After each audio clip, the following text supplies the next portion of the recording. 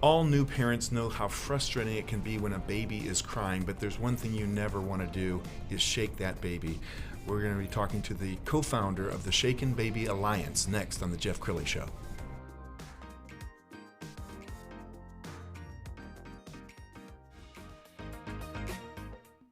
Many are predicting that the worst is yet to come, which is unfortunate, said one person here. Until now, they've enjoyed the reputation of being the nation's icebox. Watched a burglar in his home this morning by webcam. As a journalist of over 25 years, stories are what make my world turn. Reporting live from the Dallas newsroom tonight, Jeff Crilley, Fox 4 News. But in 2008, I took the jump from my familiar life and started a PR firm from my home. We're talking about anyone with a camcorder like the one I'm using becomes a television network. We started slowly growing the company, and we now have over 100 clients, and we've branched into the world of live digital broadcasting. I now own 8 different TV studios and have a huge team, and the stories that I now get to share are sometimes the most important of my life. Life has a funny way of coming around full circle. This is the Jeff Crilley Show. Well, they don't have instruction manuals for babies, but I believe that every hospital should send new moms home with just one rule. Please do not shake that baby. It can be absolutely devastating. Somebody who knows something about that is Bonnie Armstrong. She's the co-founder of the Shaken Baby Alliance. Thank you for coming on the show. Thank you so much for inviting me. Well, you have a very personal reason for co-founding this nonprofit. Tell us about it. I do. My niece, Tiffany, was shaken when she was just a baby, and I was actually teaching my kindergarten classroom when I got the phone call that she was being care flighted to the Cook Children's Medical Center. And I arrived there, and the doctor sat me down and explained that this little 4.5-pound baby had been shaken and beaten with a baseball bat. It's heartbreaking. And you and I were talking off camera. Is the reason because the parent or the guardian just doesn't know? I think a lot of it is just frustration. When a baby cries, that sound is so annoying, and I think it's supposed to be annoying so that we'll give them the attention. But whenever it reaches a point where the caregiver gets frustrated, a lot of caregivers lose control and shake and or beat the child. We have an animation that we found on YouTube, and I want to roll that now, just because I think it shows what happens, especially with a newborn's brain. It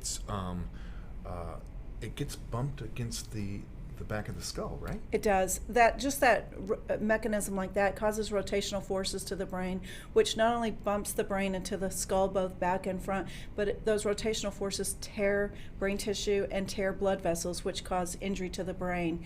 That injury to the brain causes brain swelling, and the brain swelling really is the dangerous part for our children. Children whose brains are swelling will go into cardiac arrest, they'll go into respiratory distress, they can die. And many of them do. What kind of statistics are you aware of? How often does this happen? It happens a lot. We know that abusive head trauma is the #1 cause of death and disability for children under the age of 5.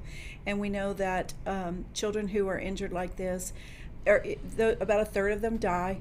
The additional 2/3 are left with lifelong disabilities.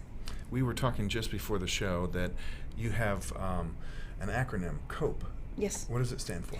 COPE is, we have a prevention program called When Babies Cry, We Cope. And COPE stands for a crying baby, overwhelmed, pause, and exit. Our goal is to tell parents, if your baby is crying, put them in a safe place and make for sure that you get yourself away and then cope with that situation until you get control. Then you can go and take care of your baby again.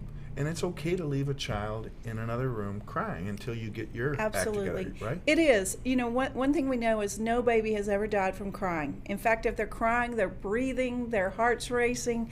And eventually you'll get control and you'll be able to deal with the child again. And sometimes babies just need to cry. They do. There's a lot of research out about crying, and now we know that babies between 2 and 4 months cry more than any other time, and we think that could possibly be related to a physiological need of more oxygen to the brain, so the crying gets that oxygen to the brain. So sometimes there's nothing wrong. They're just crying. You have a great graphic on your Facebook page. We're going to show that right now. I think it really kind of puts a face on the situation. What do you find as you're going out and educating people that are you amazed that many of them aren't aware? I think I used to be amazed, but now I know, like, just like you said, babies don't come with a training manual whenever you take them home. And babies are hard. I mean, you've got this little human being and you have to do everything for them 24/7, and parents are exhausted and caregivers get exhausted. So it's so understandable. That's why we want them just to know that it's okay for you to take a break and self-care. Take care of yourself for a few minutes, even a longer time if you need to. Get help. Ask for somebody to come over and relieve you. Okay, when people give to your alliance, where does the money go? Well, our mission is to provide support for families and professionals, prevent child abuse, and then get justice for the innocent victims. So if you break that down, our victim family support, we offer victims anything they need. We help them with wherever they are. Children who are families whose children are deceased will have different needs than children who survive. Many of our families have been with us for over 20 years because when their children are infants, they have certain needs for their infant, and then as they get older and older, the needs change, and so we'll have some parents contacting us because they are now elderly and they can't care for their 40-year-old son or 40-year-old daughter who is like an infant, and so they need assistance. So we help them in every way. So the money that we raise goes to provide family support in whatever way they need it. We also offer support to professionals. We have a forensic investigation training program, so any legal personnel, law enforcement, child protective services, we want them to have the best training possible, so we provide that support. And then of course our prevention programs, which are my favorite. We go to high schools, we go to schools, just any community group. That's awesome. And you have a fundraiser coming up. Tell us about that. We do. It's kind of a different concept, but we were approached by Sean, and he said, we want to do something unique because with COVID-19, all of the fundraisers are getting canceled, because people need to be safe. So we came up with this concept, or he came up with the concept of armchair telethon. So what everybody can do is just sit in the comfort of your home, watch our telethon, which will be on Saturday, September the 5th from 9 to 5. We'll be on YouTube Live and Facebook Live, and we're going to have acts from all across the nation. We have a few special people coming in, and it's just going to be a fun day and hopefully raise some funds for our charity. Outstanding. Bonnie, you do such a great job, and it's such a worthwhile nonprofit.